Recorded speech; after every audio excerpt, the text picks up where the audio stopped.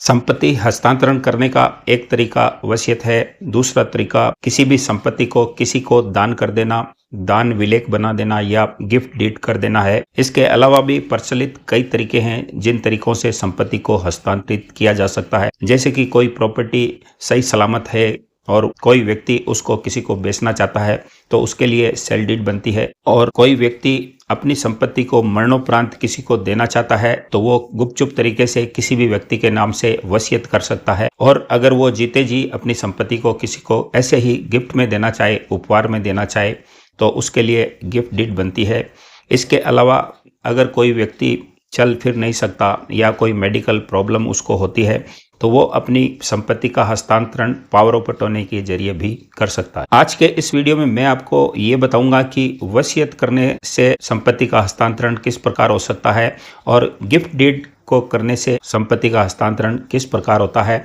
और इन दोनों तरीकों में सबसे बढ़िया तरीका कौन सा है, किस संपत्ति का हस्तांतरण कौन से तरीके से हो सकता है और कानूनी रूप से कौन सा तरीका वैध है और मजबूत है। आपको वसीयतनामा बनवाना चाहिए या गिफ्ट डीड बनवानी चाहिए, और दोनों में से कौन सा तरीका मजबूत है, आपको क्या करना चाहिए जिससे आपको भविष्य में किसी तरह की कोई परेशानी ना हो। दोस्तों, वीडियो शुरू करने से पहले मेरा आपसे यह निवेदन है कि अगर आप मुझसे प्रॉपर्टी से संबंधित कोई सलाह लेना चाहते हैं या किसी टॉपिक पे कोई कमेंट्स करना चाहते हैं तो डिस्क्रिप्शन में मेरा कॉन्टैक्ट नंबर दिया हुआ है। आप आसानी से उस कॉन्टैक्ट नंबर पर व्हाट्सएप मैसेज करके मुझसे कोई भी सवाल कर सकते हैं। तो दोस्तों, वीडियो को शुरू करने से पहले मेरा आपसे यह निवेदन है कि इस वीडियो को अगर आपको पसंद आता है तो एक लाइक जरूर कर दीजिएगा और हमारे channel star real estate and builders को सब्सक्राइब जरूर कर दीजिएगा। बेल आइकन भी जरूर दबाइएगा। सबसे पहले इस वीडियो में हम ये जानेंगे कि वसीयतनामा और गिफ्ट डीड यानी कि दान पत्र में अंतर क्या होता है, इन दोनों में फर्क क्या होता है। तो दोस्तों, कोई भी व्यक्ति वसीयत जब करता है तो वो संपत्ति जिसके नाम से भी वो वसीयत करता है, तो जिस व्यक्ति ने उस संपत्ति को वसीयत किया है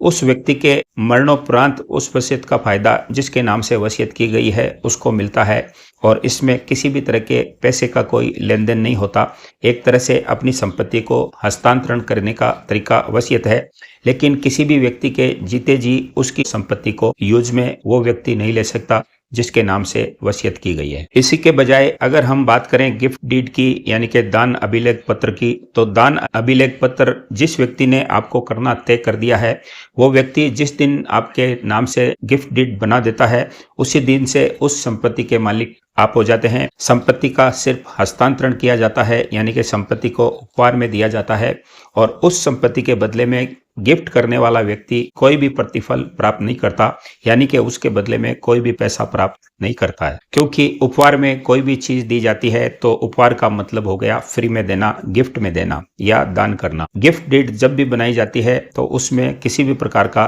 पैसों का लेन देन नहीं किया जाता। अब बात करते हैं कि दोनों में सुरक्षित कौन सी है, कौन से तरीके से संपत्ति का हस्तांतरण सुरक्षित माना जाता है। तो दोस्तों, वसीयत में थोड़ा सा रिस्क रहता है, और वो रिस्क ये है कि मान लीजिए किसी व्यक्ति ने आपके नाम से कोई वसीयत की है और वो जिंदा है,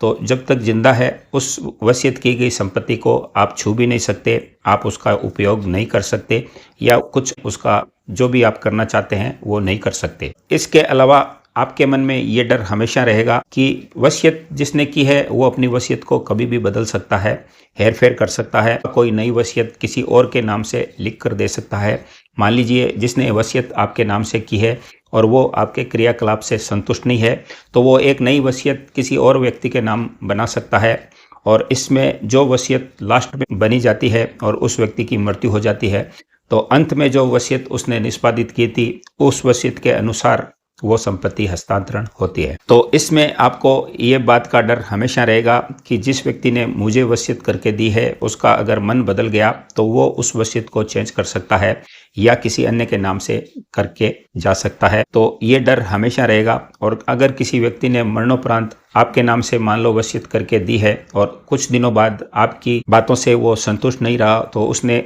अन्य के नाम वसीयत कर दी है और उसकी मृत्यु हो जाती है, तो जो बाद में वसीयत की है वो लोग अगर दावा करते हैं तो उनकी वसीयत को सही माना जाएगा। तो दोनों में मुख्य अंतर आपको समझ में आ गया होगा कि वसीयत करने वाले व्यक्ति द्वारा वसीयत की गई संपत्ति जिसके नाम से वसीयत की गई है उसको उस व्यक्ति के मरणोपरांत ही उस संपत्ति का हक हासिल होता है। वहीं अगर कोई संपत्ति दान की गई है तो दान की गई संपत्ति का हक आपको जिस दिन से उसकी गिफ्ट डीड बनती है उसी दिन से प्राप्त हो जाता है और एकमात्र काबिज मालिक आप उसके हो जाते हैं। और उसके बाद आप चाहे तो उसको बेच सकते हैं, चाहे तो उसको बना सकते हैं, उस संपत्ति का आप जो चाहे कर सकते हैं। अब दोस्तों बात करते हैं कि किसी भी संपत्ति को आपने इन दोनों तरीकों में से प्राप्त किया है तो क्या उसका नाम ट्रांसफर, म्यूटेशन या दाखिल खारिज किया जा सकता है। तो चूंकि वसीयत की गई संपत्ति मरणोपरांत मिलती है, व्यक्ति की मृत्यु हो गई और लास्ट वसीयत उसने आपके नाम से की है तो उसकी मृत्यु के बाद आप उस संपत्ति का दाखिल खारिज करवा सकते हैं। वहीं पर जिस संपत्ति को आपने गिफ्ट डीड के जरिए प्राप्त किया है उस संपत्ति का उसी दिन के बाद गिफ्ट डीड जिस दिन रजिस्टर्ड हुई है उसके अगले दिन ही दाखिल खारिज या नाम ट्रांसफर करवा सकते हैं। अब दोस्तों सवाल आता है कि कोई संपत्ति आप किसी तरीके से हस्तांतरित करवाना चाहते हैं तो वसीयत या दान पत्र में से आपको कौन सा तरीका यूज करना चाहिए, कौन सा तरीका सेफ रहेगा या कौन सा तरीका मजबूत रहेगा। तो चूंकि मैंने बताया कि वसीयत में थोड़ा रिस्क है, खतरा है, वो खतरा इसलिए है कि वसीयत मरणोपरांत लागू होती है, तब तक आपको इंतजार करना पड़ता है और उस वक्त तक जब तक जिस व्यक्ति ने वसीयत को निष्पादित किया है उसकी मृत्यु नहीं हो जाती तब तक उस प्रॉपर्टी को आप यूज नहीं ले सकते। लेकिन उस दरमियान उस व्यक्ति का मरने से पहले अगर मन बदल जाए और आपको वसीयत करने के बाद उसने किसी अन्य व्यक्ति को वसीयत कर दी है तो वो वसीयत मान्य रहती है और आपको उसका हक नहीं मिलता। इसलिए इसमें ये रिस्क जरूर है कि जिस व्यक्ति द्वारा आपको संपत्ति वसीयत की जाती है तो उस व्यक्ति को आप खुश रखें, वो व्यक्ति भी आपसे खुश रहे, तभी ये वसीयत की हुई संपत्ति आपको मिल पाएगी। वहीं अगर आप किसी संपत्ति को गिफ्ट या दान पत्र के द्वारा प्राप्त करते हैं और उसकी गिफ्ट डीड बनाते हैं तो वो संपत्ति के मालिक आप उसी दिन बन जाते हैं जिस दिन आपको गिफ्ट डीड की जाती है और उस संपत्ति को आप आगे बेच सकते हैं, उस संपत्ति पे निर्माण करा सकते हैं या उस संपत्ति को आप किसी को भी वसीयत कर सकते हैं या किसी को गिफ्ट कर सकते हैं या बेच भी सकते हैं, यानी कि उसकी सेल डीड भी बना सकते हैं। इसके अलावा वसीयत में एक खतरा आपको और सताता रहेगा। अगर मान लो किसी व्यक्ति ने कोई संपत्ति आपके नाम से वसीयत कर दी है और उसकी मृत्यु के उपरांत कोई तीसरा व्यक्ति आकर क्लेम कर देगा कि मेरे नाम से भी वसीयत की गई है और अगर उसने उस वसीयत को पेश कर दिया और वो वसीयत आपके बाद बनी हुई है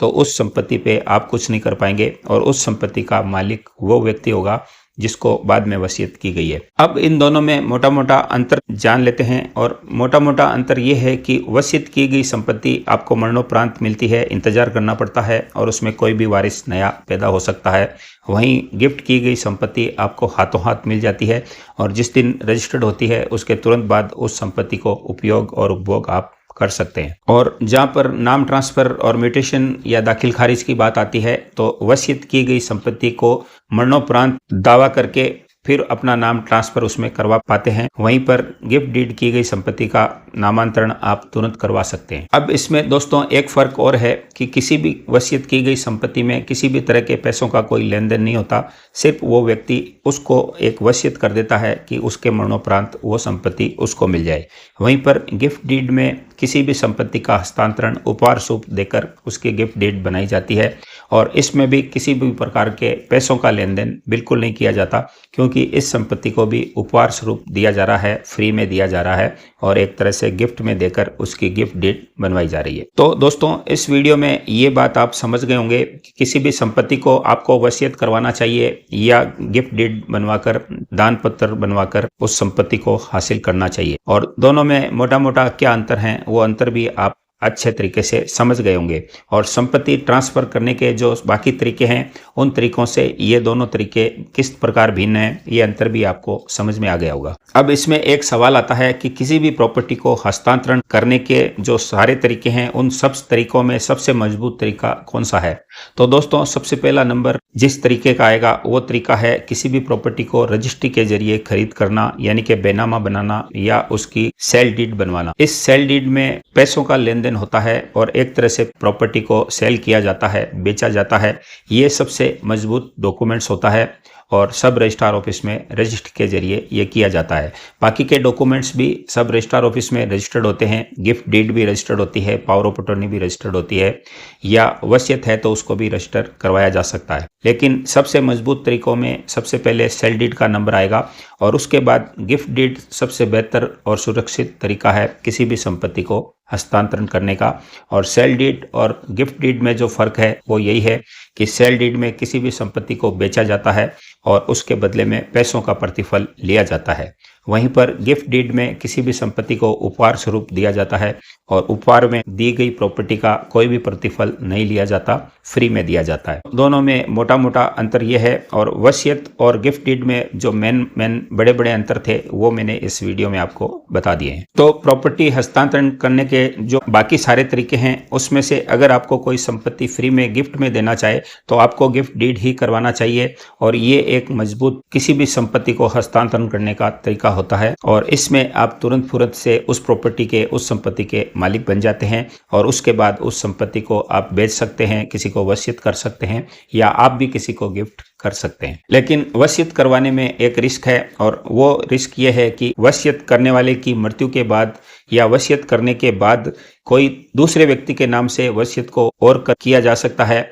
और यानी कि वसीयत को कई बार बनवाया जा सकता है। और इस दरमियान हो सकता है कि जिस व्यक्ति ने आपके नाम से पहले वसीयत कर रखी हो उसका मन बदल जाए और वो किसी अन्य के नाम वसीयत कर दे, तो ये रिस्क आपके सामने हमेशा रहेगा, खतरे की घंटी आपके सामने हमेशा बजती रहेगी। इसलिए ये तरीका थोड़ा सा असुरक्षित है, लेकिन बेहतर तरीका है कि किसी भी संपत्ति को तुरंत हासिल करने के लिए उसकी गिफ्ट डीड बनवा ली जाए। तो दोस्तों, किसी भी संपत्ति को हस्तांतरित करने के सारे तरीकों के बारे में मैंने जिक्र किया और स्पेशली वसीयत से संपत्ति हस्तांतरण और गिफ्ट डीड से संपत्ति हस्तांतरण, इसमें अंतर क्या है, इनको करने का तरीका क्या है और इनमें सबसे सुरक्षित तरीका कौन सा है, इस वीडियो में हमने ये जाना। तो अब झट से इस वीडियो को एक लाइक कर दीजिए, हमारे channel star real estate and builders को सब्सक्राइब करके बेल आइकन जरूर दबाइए। बेल आइकन दबाने को इसलिए बोला जाता है कि यूट्यूब एक समंदर है और इसमें एक वीडियो अचानक अगर आपके सामने आई है, वो आपने देख ली है,